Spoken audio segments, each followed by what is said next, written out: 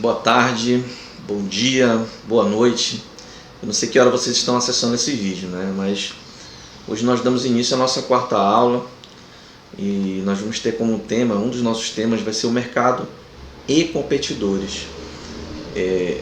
Nós já estamos falando desde a primeira aula com relação à possibilidade, com relação à chance de vocês empreenderem ao invés de procurar um emprego formal. E já comecei a falar um pouco na aula passada, mas vou voltar a tocar nesse assunto. Dei uma pensada no mercado digital, marketing digital. É um segmento que está em crescimento, é um segmento que, na minha opinião, ele tende a ser o futuro. Então, avaliem isso, é uma coisa bem interessante. E falando especificamente sobre o nosso assunto da aula de hoje, sobre o mercado e competidores, nós vamos entender o que é o mercado. Professor, o mercado é lá onde a gente compra lá na feira, lá onde eu compro minhas frutas, verduras, legumes. Não exatamente. Não é esse tipo de mercado que nós estamos falando. O mercado é um ambiente organizado onde existem os ofertantes e existem os demandantes. É um local onde existem as trocas, onde as pessoas vendem, algumas pessoas vendem, algumas empresas vendem, e existem as pessoas que compram esses produtos. O que são nichos de mercado? O mercado ele é dividido em vários segmentos. Segmento de autopeças, segmento de alimentos, segmento de eletrônicos, são vários segmentos. Dentro desses segmentos existem algumas pessoas, alguns nichos que são pouco explorados e que existem pessoas, existem consumidores que estão dispostos a pagar mais por isso. Querem um exemplo disso? Dentro do segmento de automóveis existe um nicho de luxo.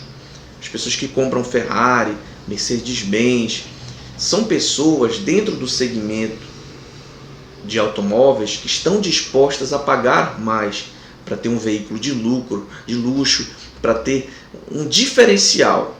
O que são bens tangíveis e bens intangíveis?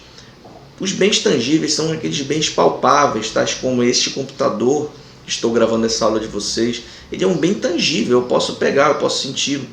Um bem intangível é algo que não é um produto propriamente dito como esse. É um serviço, é algo que é prestado a você. Por exemplo, você contrata um advogado, você está contratando um bem intangível, você está contratando um serviço. Entender o mercado, ele serve para quê? Nós estamos estudando o mercado para que nós possamos identificar as variáveis que o influenciam, tais como o preço, a lei da oferta e da procura. Professor, o que é a lei da oferta e da procura? A lei da oferta e da procura quer dizer o seguinte: quanto maior a procura por um determinado serviço, por um determinado produto, maior será o seu preço. Um exemplo, nós estamos passando por um problema agora na indústria automobilística. Várias montadoras estão parando as suas produções por conta do avanço da doença, da pandemia, da Covid. E aí o que acontece? A oferta ela vai diminuir. Teremos menos carros novos em oferta no mercado. O que vai acontecer, professor? O preço vai subir, certo? Um é outro exemplo, o cimento. Nós sabemos que o cimento em breves ele deu uma subida enorme. O cimento que custava R$30, quando eu saí daí de breves em dezembro, estava custando já 50. Nas casas já de aumentar para R$55 o saco. A procura foi muito grande. Durante o período que as pessoas receberam o auxílio emergencial, elas usaram esse dinheiro para construir. Então, aqueceu o mercado de cimento. A procura foi muito grande, porém a oferta não acompanhou. Consequência disso, o preço sobe. O mercado ele está dividido em segmentos, como eu já disse a vocês. Um exemplo disso é o mercado automobilístico, o mercado de automóveis. Nós temos aqui a segmentação do mercado, o mercado automobilístico.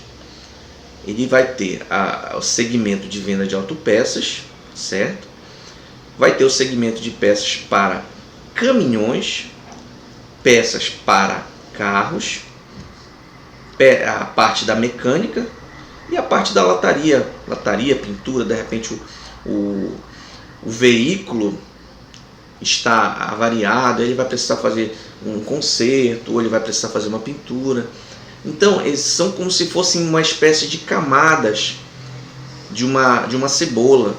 Primeira camada lá maior, que é a venda dos veículos, depois a camada menor, que é a venda das peças. E como eu disse a vocês, além dos segmentos, existem também os chamados nichos. Correto? O que foi que eu falei para vocês sobre nichos? Um exemplo dos nichos são os veículos de luxo. Certo? Os veículos de luxo, eles são uma dessas camadas, tá? Um percentual do mercado, um percentual do mercado de veículos que está disposta a pagar um valor maior pelo veículo. Os nichos, eles são segmentos que são pouco atendidos e que possuem clientes dispostos a pagar mais caro para serem atendidos. Defina o seu público. Hoje um aluno meu aí de breves, ele entrou em contato comigo: professor, estou pensando em montar uma loja virtual para venda de camisas. As camisas, elas vão vir com a minha logomarca, com a marca da minha empresa. O que o senhor acha? Muito interessante. De repente você quer montar um produto mais voltado para aquele público geek, aquele pessoal que gosta de game, para aquele pessoal que tem um gosto um pouco diferente.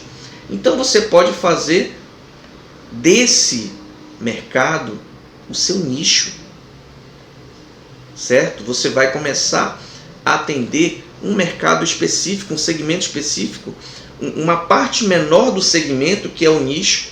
Aí você vai começar a produzir a camisa do Star Wars, a camisa do Senhor dos Anéis, a camisa a camisa lá do Super-Homem. Você vai atender este nicho de mercado. E professor, o que é esse tal de market share? O que é o market share? O market share, ele serve para que nós possamos entender a fatia de mercado que cada concorrente possui.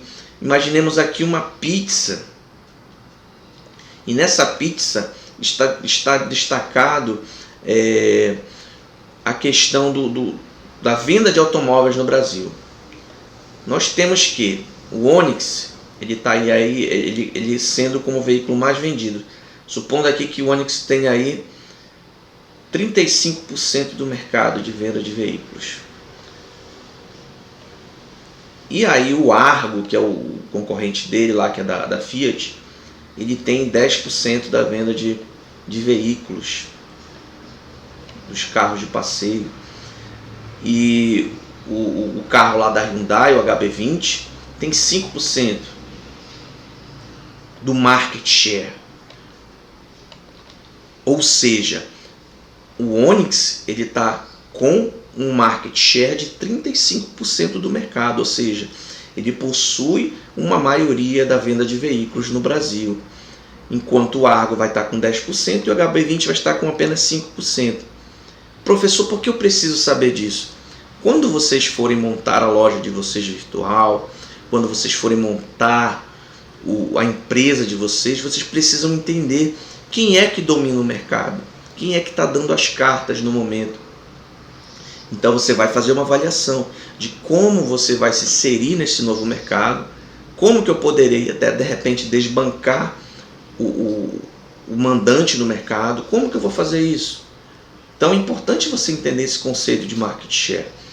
Quando não se tem dados precisos desse market share, é preciso que nós façamos um negócio chamado pesquisa de marketing, pesquisa de mercado. Na apostila de vocês consta detalhadamente o que é essa pesquisa de mercado, como que se faz essa pesquisa de marketing. Só um minutinho, gente. Então, esses são dados que são importantes nós termos em mente. Como que funciona o processo da pesquisa de marketing? O processo da pesquisa de marketing funciona da seguinte forma. Primeiro, eu vou definir qual o problema que eu quero resolver, quais são os objetivos da minha pesquisa. Eu preciso primeiro entender o que eu quero com a minha pesquisa de marketing. Lembra que a gente estava falando sobre market share? De repente eu quero saber quem é que domina o mercado. Então eu vou definir o problema. Meu problema é saber quem é o maior mandante do mercado. Então eu já vou definir isso na minha pesquisa. Eu vou desenvolver um plano para minha pesquisa. Lá no plano eu vou colocar lá detalhadamente o que eu quero alcançar, se eu vou fazer um questionário, se eu vou fazer uma entrevista, como é que eu vou fazer isso, de quando a quando. Posteriormente eu vou para a coleta de dados, muito semelhante a uma pesquisa científica que vocês já fizeram no curso de vocês. Então é muito semelhante, só que nesse caso é uma pesquisa de marketing. Então eu vou analisar esses dados, analisar e interpretar os dados que foram coletados durante a pesquisa de marketing. E por fim eu vou apresentar um relatório da minha pesquisa, correto? Nós vamos falar agora um pouco, saindo um pouco dessa área de mercados e competidores, nós vamos falar agora um pouco sobre o plano de negócio. Nós já falamos brevemente na primeira aula sobre o que é o plano de negócio, mas a gente vai falar um pouco mais detalhadamente agora. O que é o plano de negócio? Ele é um documento formal que serve de base para a abertura de um negócio, certo? Professor, eu estou querendo montar a minha lojinha de informática, minha lojinha de acessório de celular, a minha assistência. Eu vou montar um plano de negócio, um documento formal, aonde eu vou colocar detalhadamente os itens da minha empresa. Eu vou falar ainda pouco, mais à frente, quais são esses itens.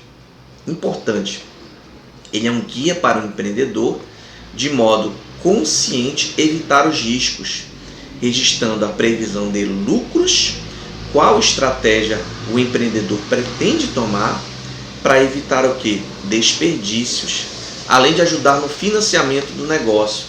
Para que serve o plano de negócio, senhores e senhoras? Para evitarmos risco dessa empresa falir, para fazermos uma previsão de quanto nós pretendemos lucrar com essa empresa e para que a gente possa também montar as nossas estratégias e evitar os desperdícios. E quando eu vou ao banco para solicitar um empréstimo, se eu tenho um plano de negócio, vai ser muito mais fácil. O plano de negócio ele deve ter fácil entendimento. Por quê? Muita gente vai ver esse meu plano de negócio, vai ler o meu plano de negócio. Se eu fizer um negócio muito complexo, muito cheio de números, muito detalhado, lógico que vai depender do tamanho da empresa. Se você for mostrar lá no banco, as pessoas não vão entender. Se você for mostrar para um possível investidor, a pessoa não vai entender. Então, ele tem que ser adequado à sua realidade. Se você vai montar uma fábrica, uma indústria, lógico que vai ter que ser um plano de negócio bem detalhado. Mas se você vai montar um pequeno negócio, ele não precisa ser tão específico. A estrutura básica de um plano de negócio, o que um plano de negócio basicamente tem que ter? Ele tem que ter uma capa, que é onde a pessoa vai olhar e vai dizer, poxa, legal, essa foto já da futura foto do empreendimento, bem interessante. Vai ter que ter 2 sumários, o sumário executivo, o sumário é aquele itemzinho lá que a gente vai colocar, página tal, vai ter isso, página tal, vai ter aquilo. O sumário executivo, que faz parte do plano de negócio, geralmente é o local que o teu financiador vai ler. Ele só vai ler o sumário executivo. O teu sumário executivo, tu vai colocar lá detalhadamente tudo que vai constar lá no teu plano de negócio. Às vezes a pessoa não quer ler o plano de negócio, ela vai ler só o sumário executivo. Os planos estratégicos, a gente vai falar sobre análise SWOT no próximo slide, mas as estratégias que eu pretendo tomar, como que eu vou conduzir o meu negócio, qual vai ser a minha missão, qual vai ser os meus valores, quais serão as ações norteadoras que eu irei tomar na minha empresa. Uma descrição do empreendimento, o que eu vou fazer no meu empreendimento, quais serão os meus produtos, como que eu vou fabricá-los, será que vai ser um lanche, como é que eu vou fazer a fabricação dos meus sanduíches, o plano de RH, quantos funcionários eu vou precisar ter, uma análise de mercado, eu preciso entender o mercado, se for na questão do lanche, quantas lanchonetes tem em breve, a estratégia de marketing, como é que eu vou divulgar o meu produto, como que eu vou fazer as pessoas saberem que eu montei um negócio. E, por fim, o plano financeiro. Quanto que eu vou precisar para montar tudo isso. O que é a matriz SWOT que eu falei para vocês ainda há pouco? Uma das análises que nós fazemos aqui no plano estratégico é a matriz SWOT, para que nós possamos entender quais são as nossas forças, quais são as nossas fraquezas, quais são as nossas ameaças e quais são as nossas oportunidades. Forças e fraquezas têm a ver com o ambiente interno. Ou seja, o que eu tenho de bom e o que eu tenho de ruim. Já as oportunidades e ameaças, elas têm a ver com o ambiente externo. Certo?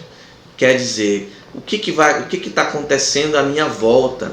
A gente sabe que nós temos uma ameaça, que é a questão da pandemia, que está tomando conta do nosso país. Isso pode ser colocado lá na hora que eu for fazer a minha análise SWOT. Inclusive a análise SWOT ela pode ser usada na sua vida pessoal. Você quer de repente fazer uma análise de você, você vai colocar quais são as minhas forças. Bem, eu sou determinado. Qual é uma fraqueza minha? Eu sou impaciente. Aí eu vou fazer uma análise do mercado externo, da parte externa. Quais são as oportunidades? Eu sei que vai ter um concurso lá em Macapá. De repente eu vou estudar para me fazer, já que eu sou obstinado. Quais são as ameaças? A Covid. A gente sabe que nós estamos passando por todo esse momento, toda essa situação. Em resumo, na aula de hoje, senhoras e senhores, nós falamos sobre o mercado de competidores, ou seja, nós explicamos o que é o mercado, o que são os competidores, o que é a parcela de mercado, e nós explicamos melhor para vocês o que é um plano de negócio. Peço que vocês deem uma lida no material de vocês, que já está disponível no SIGA, e que realizem a atividade. Como vocês já sabem, vocês têm uma semana para entregar essa atividade. Os alunos que estão pendentes de atividade, eu peço que vocês realizem. E se estiverem passando por alguma dificuldade, por favor, entrem em contato. Muito obrigado e bom dia.